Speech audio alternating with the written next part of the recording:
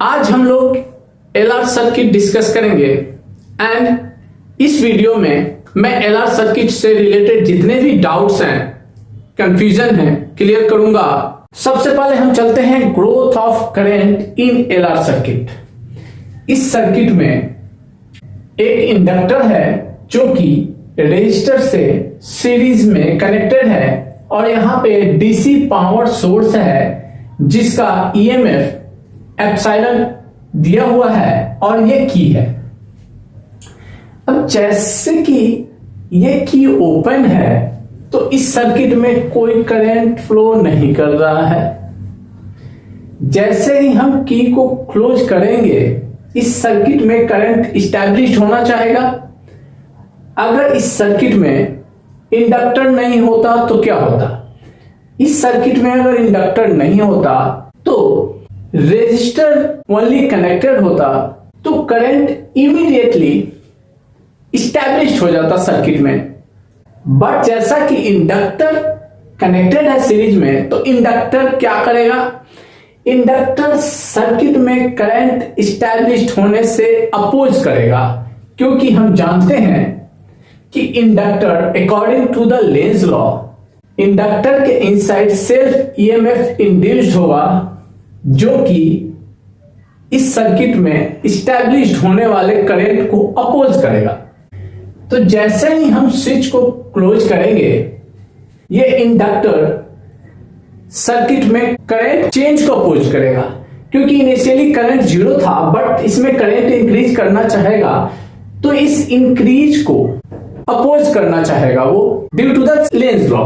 तो इसमें self EMF induced होगा। सेल्फ ईएमएफ इंड्यूस्ड किस डायरेक्शन में होगा एंड जो इंड्यूस्ड ईएमएफ है वो किस डायरेक्शन में करंट भेजना चाहेगा, ये सारी चीजें डिस्कस करेंगे। जैसे ही स्विच को क्लोज किया तो क्या होगा यहां पे? तो ये इसमें इंक्रीज होगा, करंट की वैल्यू इंक्रीज होना चाहेगा at time t is equal to zero पे। At time t is equal to zero पे मीन जैसे ही हमने स्विच को क्लोज किया करंट की वैल्यू जीरो होगा या मैक्सिमम होगा, देखते हैं। जैसे ही हम स्विच को क्लोज करते हैं ये जो है इंडक्टर ओपन सर्किट की तरह काम करता है। मतलब ये इसका अपोजिशन इतना स्ट्रांग होता है, इसका अपोजिशन इतना स्ट्रांग होता है कि इस सर्किट में करंट फ्लो नहीं होने देना चाहता। मींस इसमें जो ईएमएफ इंड्यूस्ड हुआ ड्यू टू द चेंज, जब स्विच को हमने क्लोज किया जो ईएमएफ इंड्यूस्ड हुआ उसकी वैल्यू मैक्सिमम होगी जो कि इसके बराबर होगा। इस रीजन से at t is equal to zero पे इस सर्किट में करंट फ्लो नहीं करेगा। लेकिन जैसे जैसे टाइम पास होगा इस सर्किट में करंट की वैल्यू इस्टेब्लिश्ड होगा, करंट की वैल्यू इंक्रीज करेगा। क्यों? क्योंकि इसके अक्रॉस जो rate of change of current होगा उसकी वैल्यू डिक्रीज करेगा। First rate of change of current maximum था at t is equal to zero पे, पर धीरे धीरे rate of change of current की वैल्यू डिक्रीज करेगा, जिस रीजन से इसमें जो सेल्फ इंड्यूस्ड ईएमएफ था उसकी वैल्यू डिक्रीज करेगा।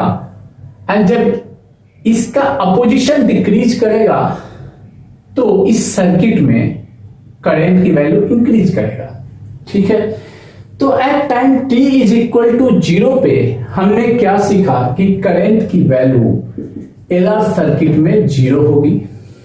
ठीक है, क्योंकि इसमें अपोजिशन मैक्सिमम था।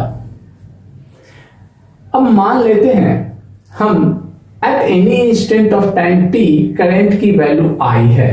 At t is equal to zero पे करंट की वैल्यू जीरो और धीरे धीरे करंट की वैल्यू इंक्रीज करेगा और एट सर्टेन टाइम वो वैल्यू स्टेडी स्टेट में पहुंच जाएगा। ठीक है, तो हम करंट टाइम के साथ कैसे वेरी कर रहा है उसका इक्वेशन फाइंड आउट करेंगे। ठीक है, तो at t is equal to 0 पे करंट की वैल्यू 0 है सर्किट में। ठीक, अब मान लेते हैं eight any instant of time t current की वैल्यू I है, तो हम किरचॉफ लूप रूल जब अप्लाई करेंगे तो ये पॉइंट हमने A ले लिया, A पॉइंट यहां पे B ले लिया और ये पॉइंट C ले लिया। ठीक है, तो हम लिख सकते हैं VA minus VA is equal to 0, ऐसा लिख सकते हैं। VA माइनस VA को लिख सकते हैं VA minus VB plus VB minus VC plus VC minus VA is equal to 0, इतना लिख सकते हैं। VA माइनस VB क्या होगा? VA minus VB potential difference across the inductor. अब हम जानते हैं इंडक्टर में जो EMF इंड्यूस्ड होता है उसकी वैल्यू क्या होती है? EMF जो इंड्यूस्ड होता है उसकी वैल्यू होती है L di/dt। ठीक है, L di/dt, जहां पे L इंडक्टेंस है and rate of change of current है di/dt। ठीक है, यहां पे करंट इंक्रीज कर रहा है तो di जो है पॉजिटिव होगा। एंड अब हम ये देखेंगे कि EMF जो इंड्यूस्ड होगा उसका डायरेक्शन क्या होगा EMF का। जैसा कि जैसे ही हमने स्विच को क्लोज किया इसमें करंट इस्टेब्लिश होना चाहेगा एंड इस्टेब्लिश होने वाला करंट इस डायरेक्शन में है, तो ये इंडक्टर क्या करेगा, EMF इसमें इस डायरेक्शन में इंड्यूस्ड होगा कि ये इस डायरेक्शन के करंट को अपोज करना चाहेगा। इंडक्टर का सेल्फ EMF जो इंड्यूस्ड होगा वो इस करंट को अपोज करेगा, चेंज को अपोज करेगा।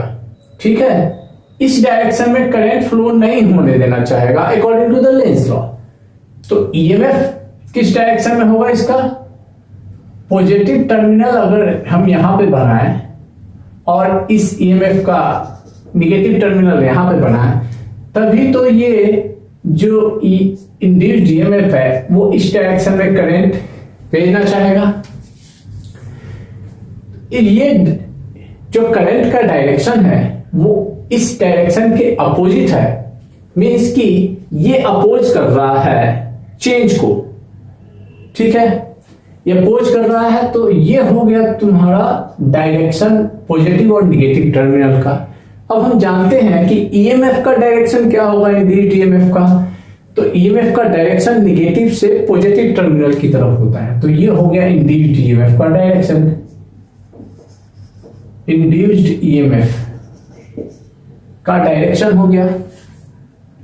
ठीक है, इंड्यूस्ड EMF कितना हो गया तुम्हारा L di/dt, इसका मैग्नीट्यूड इतना हो गया और ये पॉजिटिव है तो इसका मैग्नीट्यूड हमने लिखा इतना है L di/dt। अब हम इसको माइनस करेंगे, VA माइनस VB क्या होगा, तो हाई पोटेंशियल से लो पोटेंशियल को सब्ट्रैक्ट कर रहे हैं तो पॉजिटिव वैल्यू आएगा, तो हम लिखेंगे L di/dt। ठीक है, एंड VB माइनस VC ये रेजिस्टर के अक्रॉस पोटेंशियल ड्रॉप है, तो ये VB जो है हाई पोटेंशियल पर है या VC लो पोटेंशियल पे है, तो ये इसकी वैल्यू भी पॉजिटिव होगी और इसका वैल्यू होगा IR and plus VC minus VA ये निगेटिव टर्मिनल है और ये पॉजिटिव टर्मिनल है।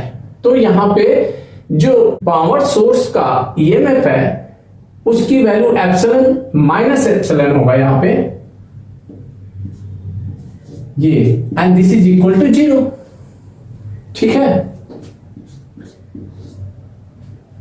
अब क्या करेंगे हम, L di/dt लिखा यहां पे और ये इक्वल टू हो जाएगा दिस, इसको इस साइड में लेके चले गए हम। अब इसको आगे फर्दर लिख सकते हैं, di को यहां पे रखा हमने and epsilon minus I R, E भी बोल सकते हैं, E minus I R is equal to D T upon L. ठीक है, अब हमें इक्वेशन फाइंड आउट करना है तो इंटीग्रेशन करना पड़ेगा। करंट की value at T is equal to 0 पे 0 था एंड करंट की वैल्यू एट टाइम टी पे आई है, तो इसका इंटीग्रेशन करते हैं हम। आई की वैल्यू डी आई और epsilon I minus R, epsilon minus I R is equal to D T upon L and 0 to T. ठीक है, अब इसका इंटीग्रेशन क्या होगा? इसका इंटीग्रेशन होगा L N epsilon minus I R, और यहां पे जो है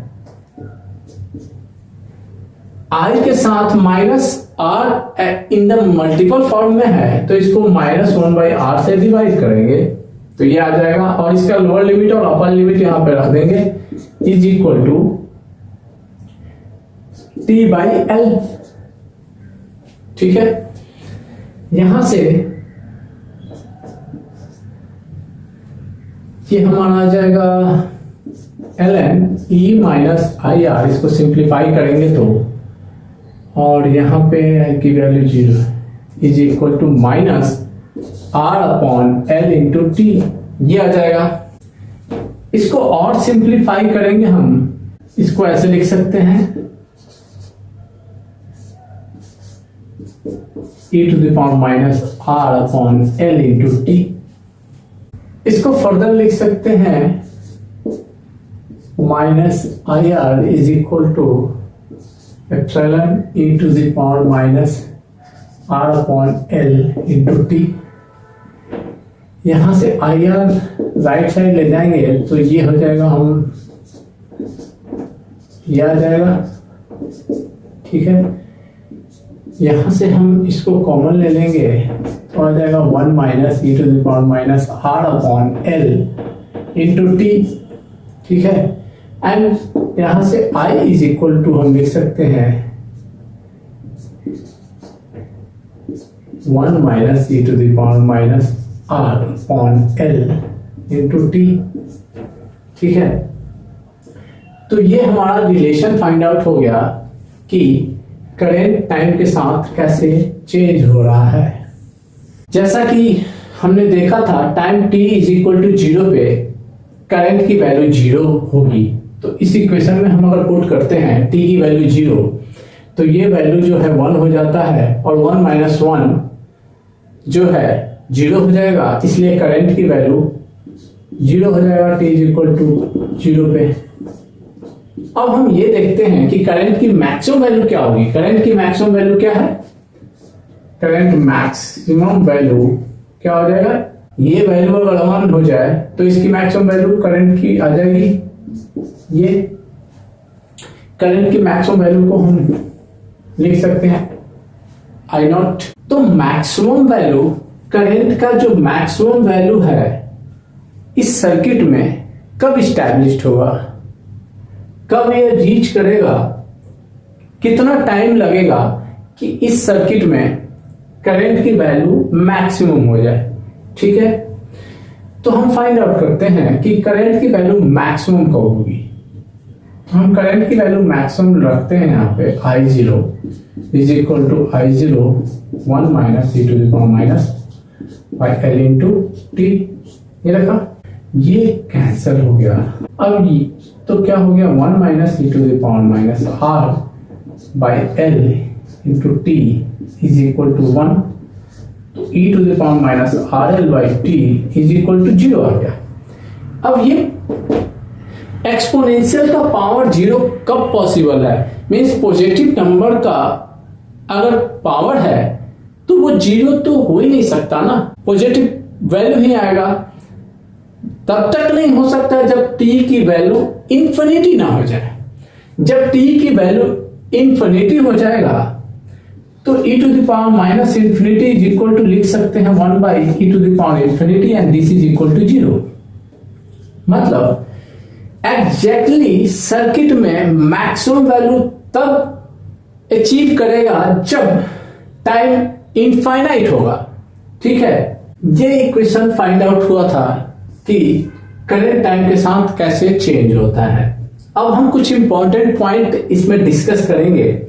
inductor t is equal to 0 पे करंट नहीं फ्लो करने देना चाहता है, तो इसके क्रॉस जो वोल्टेज है वो क्या होगा, ये ओपन सर्किट की तरह बिहेव करेगा या शॉर्ट सर्किट की तरह बिहेव करेगा।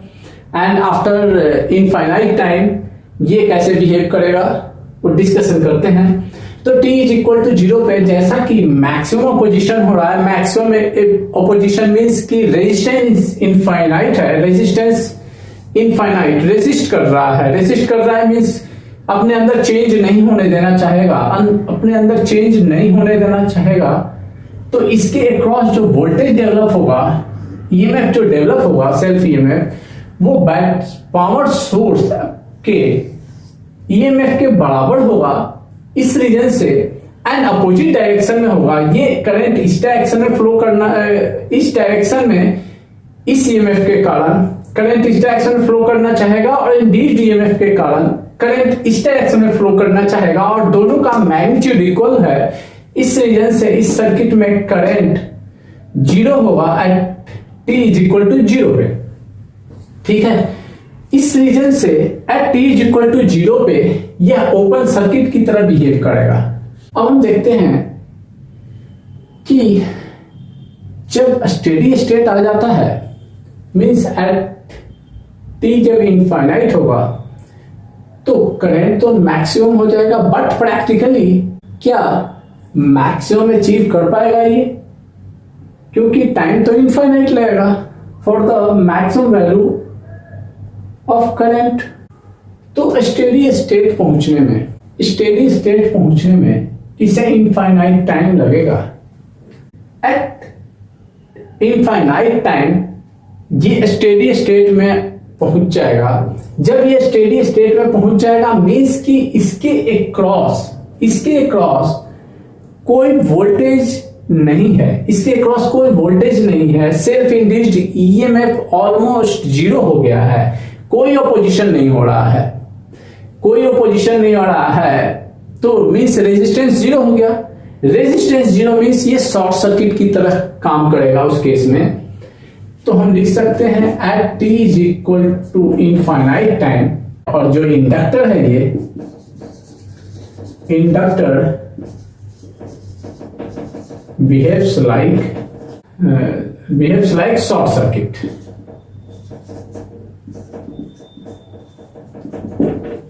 ठीक है, क्योंकि कोई अपोजिशन नहीं हो रहा है, रेजिस्टेंस 0, कोई अपोजिशन नहीं हो रहा है, इसके अक्रॉस वोल्टेज पोटेंशियल डिफरेंस 0 है, क्योंकि मैक्सिमम वैल्यू I0। तो जो नेट ईएमएफ है ये सिर्फ ईएमएफ ऑफ द सोर्स है, सेल्फ इंड्यूस्ड ईएमएफ का कोई वोल्टेज नहीं है अक्रॉस द इंडक्टर, इसीलिए ये शॉर्ट सर्किट की तरह बिहेव करेगा। तो ये 2 पॉइंट्स क्लियर हो गए। अब इसमें एक और कंफ्यूजन है कि अगर रजिस्टर की जगह पे हम यहाँ पे एक बल्ब कनेक्ट कर दें, और इमीडिएटली स्विच को क्लोज करें, तो क्या बल्ब इमीडिएटली ग्लो करेगा या कुछ टाइम लेगा? तो आंसर होगा कि बल्ब इमीडिएटली ग्लो नहीं करेगा, क्योंकि at t is equal to 0 पे करंट 0 होगा। करंट 0 होने के कारण इसमें ग्लो नहीं होगा, एंड धीरे धीरे उसकी ब्राइटनेस इंक्रीज करेगी, बिकॉज करंट धीरे धीरे एस्टैब्लिश्ड होगा सर्किट में, करंट की वैल्यू धीरे धीरे इंक्रीज करेगा एलआर सर्किट में। यहाँ पे कुछ और इंपॉर्टेंट पॉइंट्स हैं, जैसे कि इक्वेशन में ये R/L की वैल्यू है। हम अब growth of current in LR circuit का ग्राफ ड्रॉ करेंगे, मींस करंट वर्सेस टाइम का ग्राफ ड्रॉ करेंगे, एंड ये R/L जो है, R/L इसको हम लिख सकते हैं ऐसे, ये L/R अगर करें हम L/R तो इसे टाउ बोलते हैं, एंड इसका नाम दिया गया है इंडक्टिव टाइम कांस्टेंट। इंडक्टिव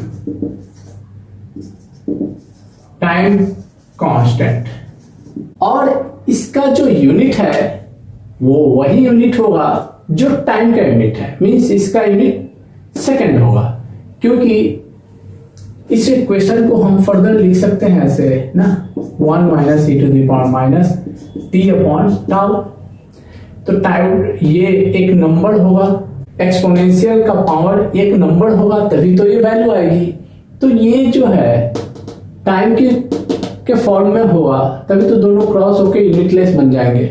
ठीक है, अब हम ग्राफ प्लॉट करते हैं इसका।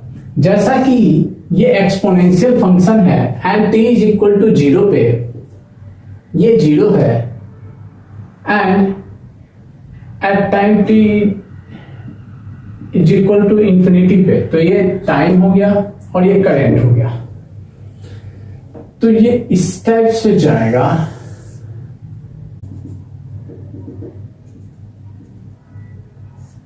इसका ग्राफ अब हम ये देखते हैं कि 1 इंडक्टिव टाइम कांस्टेंट में करंट कितना रीच करता है। तो हम जब टाइम का वैल्यू L अपॉन R के इक्वल रखेंगे तो करंट का वैल्यू क्या होगा, मैक्सिमम वैल्यू के कितना पहुंचेगा वो, तो ये -1 हो जाएगा, 1 माइनस 1 अपॉन E। एंड इसकी value, this is very important,